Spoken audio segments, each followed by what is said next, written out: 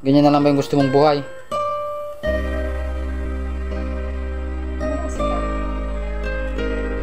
Ba sinabi ko naman sa'yo pag nagluto na sila, huwag ka na magluluto. Ako na naman sisihin dyan.